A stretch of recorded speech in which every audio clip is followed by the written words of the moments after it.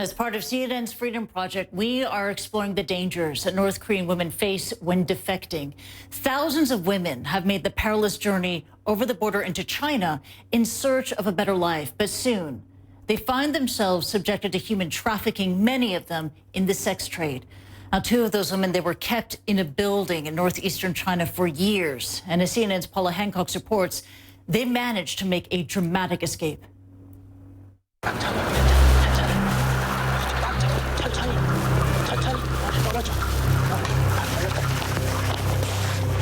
A dramatic escape from a fourth-floor window. Two North Korean defectors flee a tiny flat they've been held captive in for years.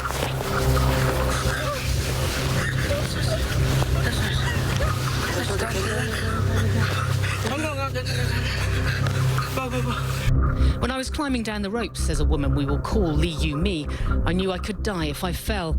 I also knew it'd be worse if I got caught, because then I'd be sent back to North Korea and my whole family would be punished for what I did. We are hiding her identity for her own safety. Lee says a broker who helped her escape from North Korea then sold her to a cybersex operator, who she says kept her in this building in northeastern China for 5 years.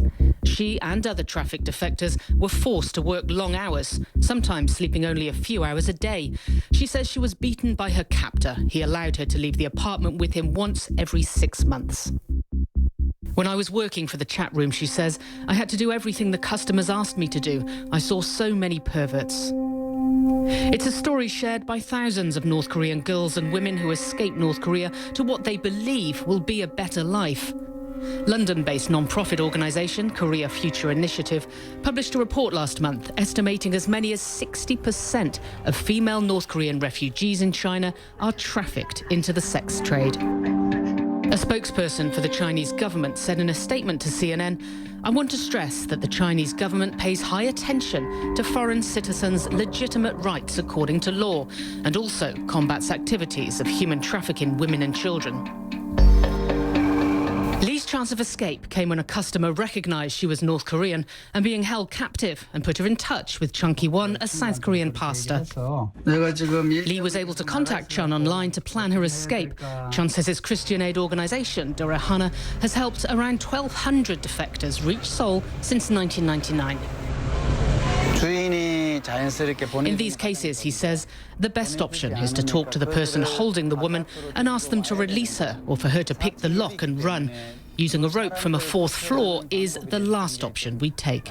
The route through China and onto a third country like Laos or Myanmar is incredibly risky. If caught, China sends defectors who they see as illegal economic migrants back to North Korea. Activists say they then face punishment, imprisonment, or in some cases, even death. A woman we will call Kwang Ha-yoon was held prisoner for 8 years in the same room as Lee. They escaped together. They travel for 5 days and nights through China, managing to evade detection.